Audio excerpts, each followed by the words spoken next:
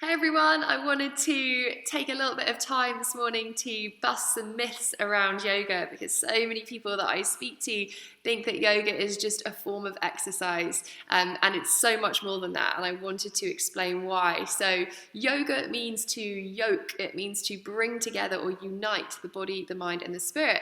So basically if we spend too much time thinking in our head, then we lose connection with our body, and that can result in all sorts of things like mental disease and physical disease. So yoga is about journey of the self back to the self, so uniting yourself, and you will feel the result of that both mentally and physically. So there are 8 limbs of yoga, and just one of those limbs of yoga is called the asana, or the pose. People think it means yoga pose. It doesn't actually mean seat. So it was a seat that you sat in for meditation. And so they figured if we're going to sit in meditation, then we may as well be sitting in some sort of shape that benefits our body, that cleans the liver, lengthens the muscles, whatever it does. A benefit, a byproduct of your seat for meditation was the healthy body. So then when you put all those different seats together, it created this sequence. So first and foremost, it was a meditation. And then these seats came along to help you also cleanse, lengthen, realign your body. And we put them together. We have this powerful meditation practice. So you focus on your mind. And then the result, the byproduct, is this super healthy body. And so why do we meditate? Why is meditation so important? Well, it's like I always say, what's the point in working on your body, if you've got a six-pack, but you're completely unhappy in your mind? It's like having a Ferrari and the driver is drunk. Yeah, it's pointless. You've got to have a healthy mind and your body be a byproduct of your healthy mind. So if your mind, if it's untrained, so just naturally it will wander off, and it will either wander off to the future because it's looking for danger to keep us safe. It's a survival mechanism.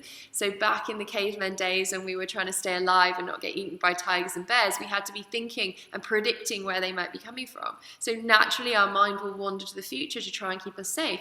But if we let that get out of control and we're constantly living in the future, we're going to live in anxiety, and we get anxiety, we get anxious. So, or the alternative is that maybe when the mind wanders off, it wanders to the past and you're constantly reliving stuff that's happened, and that's going to link to depression. And this is like super top level and really oversimplified, but it's helpful to think of it in this way. If the mind wanders off to the future, you're going to feel anxious. If it wanders off to the past, you're going to feel depressed because there's nothing you can do. It's out of your control. So the aim of the game is to stay present. We stay in this moment, which is the only moment that exists. We don't waste energy thinking about the future stuff that might happen or might not happen, and we've wasted all that energy thinking about it. Or maybe the past, which is gone and we can't go back there. So we have to live in the now. And that's why in meditation we focus on stuff that's really simple, like the sound of your breath in this moment.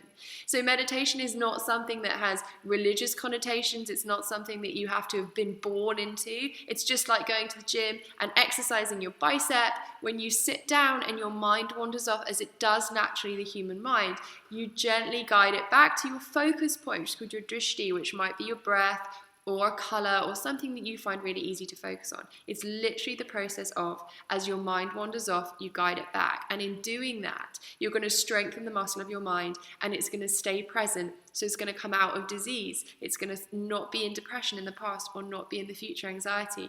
Naturally, your mind, your thought process will change. The neuroplasticity in your brain will change so that you naturally stay present rather than worrying about the future or living in the past. And imagine if you can do that and at the same time have this super healthy body as a byproduct, because all the time you've been putting your body in these different shapes, which helps to cleanse and lengthen and realign. That is the magic of yoga. So